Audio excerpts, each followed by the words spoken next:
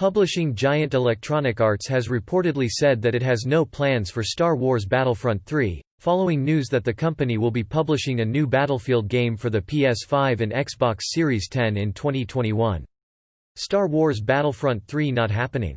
That's at least according to Bespin Bulletin, a well-known Star Wars news outlet that has a strong track record when it comes to leaks, which claims that EA has no plans for a new entry in the popular sci-fi franchise. Right now there is no plans for a Battlefront 3. Carbohydrates, protein, and fat make up the three macronutrients that supply your body with energy. I hate to be the bearer of bad news, but here we are. Enjoy the Battle of Scarif update. Share some kind messages to the team at DICE who worked ever so hard on Battlefront 2, and maybe the Force be with you. That's not to say that EA doesn't have plans for new Star Wars games. Far from it, as the site reports that a sequel to Star Wars Jedi: Fallen Order and Star Wars: Project Maverick from Respawn and EA Motive, respectively. The above two games are reportedly due in 2021 and 2022, and the following year will see the deal between EA and Lucasfilms wrap up. The Dietary Guidelines for Americans recommends that carbohydrates make up 45 to 65% of daily calories via Mayo Clinic. According to WebMD, anyone getting more than 70% of their calories from carbs is on a high-carb diet, and anyone getting 25 to 30% of calories or less from carbs is on a low-carb eating plan. Still, it should be noted that not all carbs are created equal. Carbs are present in whole foods like starchy vegetables, legumes, and whole grains, but they're also a major component of processed foods. These refined carbs, also called simple carbs, include sugars, like table sugar and high fructose corn syrup, and refined grains, such as white rice and white flour. Refined carbs lack the fiber and micronutrients of their whole food counterparts, and nutritionists agree we should limit our intake. A study published in JAMA in 2019, however, found that 42% of Americans' calories come from these refined carbs. So, how do you know if you're eating too many carbs, especially the refined kind? Here's a look. If you're always hungry, you may be eating too many carbs. There's a reason people joke about being famished only an hour after eating rice-heavy Chinese food. As Trista Best, registered dietitian, told Health Digest, it's almost counterintuitive that you are more hungry when you overeat carbohydrates. This is because the carbohydrates are digested quickly by the body, leaving you hungry soon after eating them. She also noted that if you're overeating on carbs, you're also likely not eating as much fat or protein, both of which digest more slowly and keep you feeling full longer. And as Catherine Schwab, health and wellness researcher and coach at Tons of Goodness, explained, you're likely to be hungry for the same high-carb fare you just ate.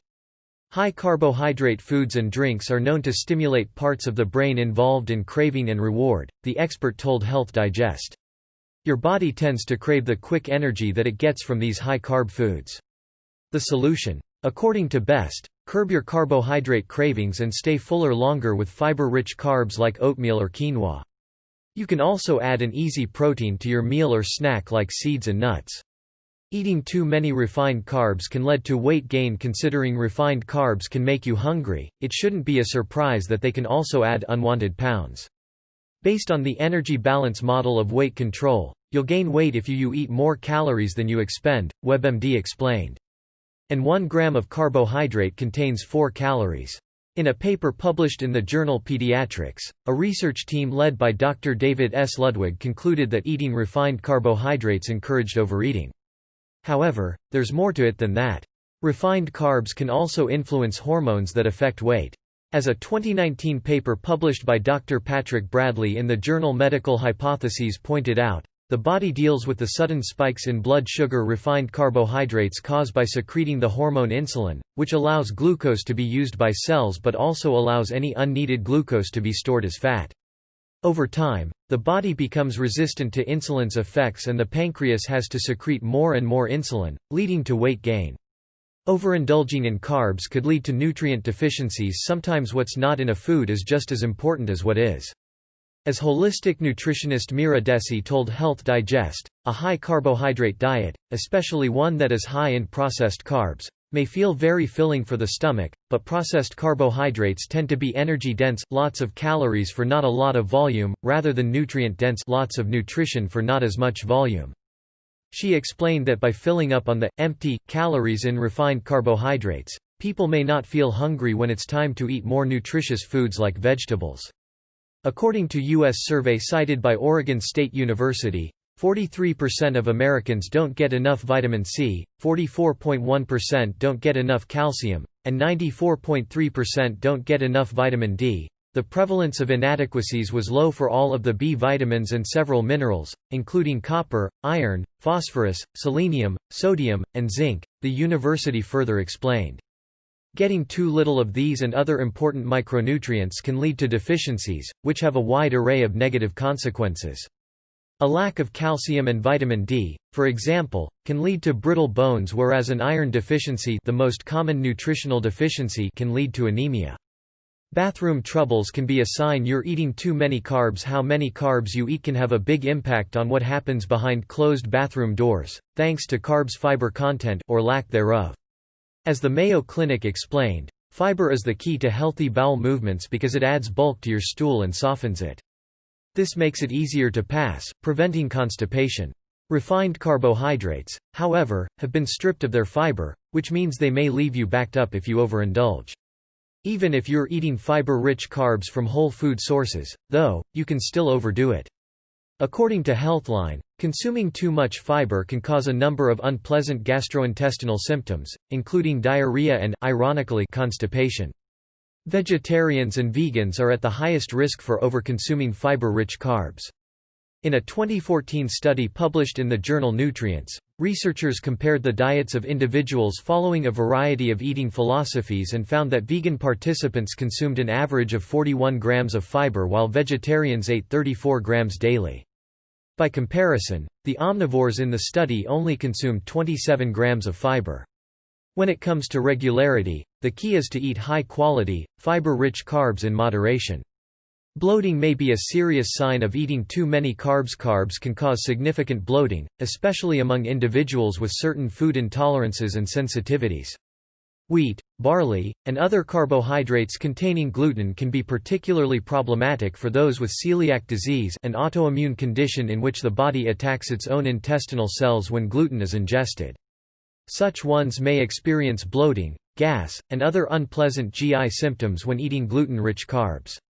Additionally, a study published in 2014 in the journal BMC Medicine found that 87% of participants thought to have non-celiac gluten sensitivity experienced bloating via Healthline. According to Healthline, wheat is also a high FODMAP food.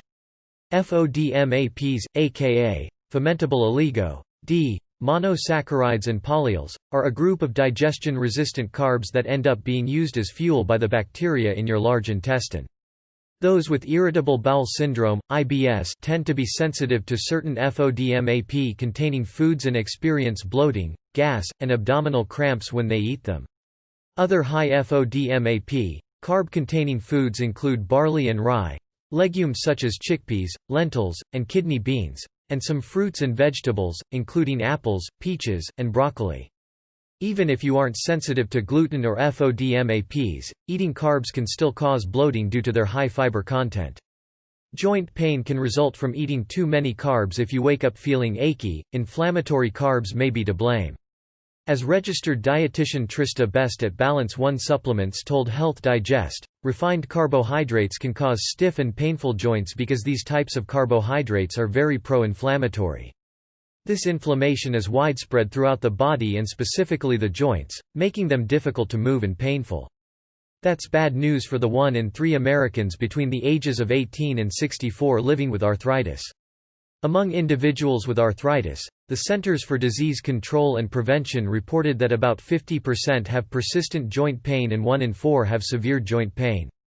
According to the Arthritis Foundation, refined carbohydrates are indeed one of the food groups responsible for inflammation. Just like carbs, though, inflammation can be both a good and a bad thing. According to Harvard Medical School, acute inflammation occurs immediately after an injury and produces warmth, redness, swelling, and pain. This brings white blood cells to the area, where they can begin the healing process. But if the inflammatory response becomes chronic, the body becomes confused and begins attacking healthy tissue. Your love of carbs may be responsible for recurring yeast infections. Yeast infections are an uncomfortable fact of life for many women. According to the Office of Women's Health, 75% of women will have at least one yeast infection in their lives, and nearly 50% will have two or more. Although the gastrointestinal and reproductive systems aren't directly connected, what you put into the former can have an impact on what happens in the latter. As nutritionist Lisa Richards told Health Digest, a diet filled with refined carbohydrates can create a state of bacterial imbalance in the gut, leading to a host of health issues as a result of Candida albicans overgrowth. Candida albicans is a form of yeast and in some cases can multiply out of control. Richards explained that this out-of-control yeast overgrowth, known as candidiasis, can cause both oral thrush and vaginal yeast infections. In an article for Intermountain Healthcare, Marissa Anderson-Cardwell, registered dietitian-nutritionist, confirmed the connection between refined carbohydrates and recurrent yeast infections. She advised abstain from or reduce your intake of white flour, white rice, foods or beverages fermented with yeast, and foods containing simple sugars to help prevent against yeast infections. Is your skin breaking out because you're eating too many carbs? Unfortunately, acne isn't always just a passing adolescent phase. According to a 2014 paper published in the Journal of Clinical and Aesthetic Dermatology, between 12 and 22% of women and 3% of men have adult acne. The Mayo Clinic highlighted 4 underlying causes of acne breakouts: excess oil production, clogged hair follicles, bacteria, and overactive androgen hormones.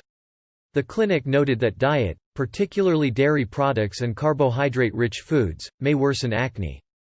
This connection has been noted in a number of studies, as revealed by Healthline.